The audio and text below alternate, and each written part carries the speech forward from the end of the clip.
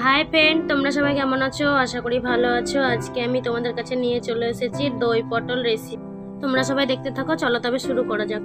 এই দই পটল খেতে ভাত দিয়ে, রুটি দিয়ে, পরোটা দিয়ে সব কিছু দিয়ে খুবই ভালো লাগে। দেখো পটলগুলো আমি ভালো করে পরিষ্কার করে ধুয়ে এরকমভাবে খোসা ছাড়িয়ে নিয়েছি, মধ্যেখানে একটু কেটে নিয়েছি যাতে তেল ঝালগুলো ভেতরে ঢুকে। তাই দেখো মশলার জন্য আমি নিয়েছি আদা, গোটা জিরে আর ধনে ভালো করে বেটে নিয়েছি। দেখো, আর এটা বেটে নিয়েছি কিছুটা কাজু বাদাম আর 8 থেকে 10টা কাঁচা লঙ্কা নিয়েছি। তোমরা যেমন ঝাল খাবে তেমনই লঙ্কা দেবে।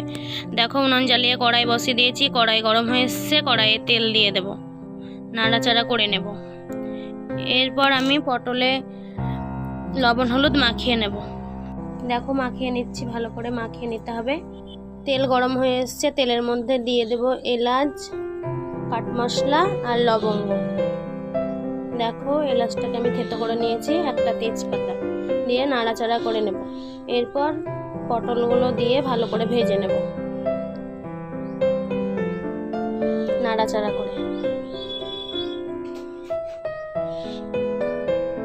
দেখো পটলগুলো হাফ ভাজা হয়ে এসছে, আরো একটু ভালো করে ভেজে নেব। সবগুলো ভাজা হয়ে এসছে। এরপর বেটে রাখা মশলা দিয়ে দেব।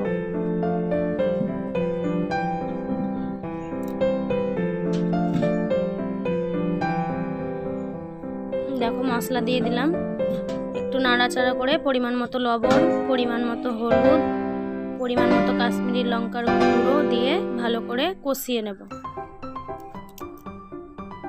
দেখো নাড়াচাড়া করে ভালো করে কষিয়ে নিলাম। আমি অল্প একটু কাসুরি মেথি পাতা দিয়েছি, তোমরা চাইলে না দিতেও পারো। এরপর আমি হালকা করে গরম জল করে রেখেছিলাম দিয়ে দিলাম।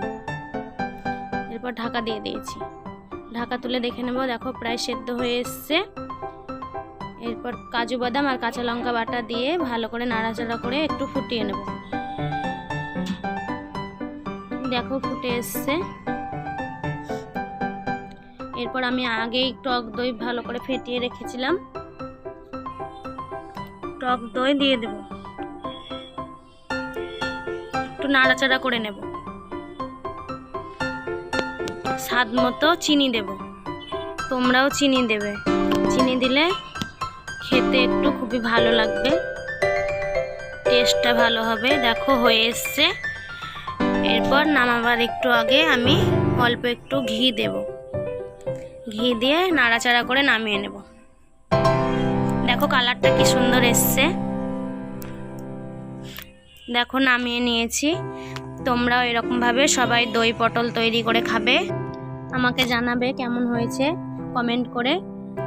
ভালো লাগলে অবশ্যই আমার চ্যানেলটিকে সাবস্ক্রাইব করে লাইক শেয়ার কমেন্ট করে আমার পাশে থাকবে আরও নতুন নতুন ভিডিও পাওয়ার জন্য। তোমরা সবাই ভালো থেকো।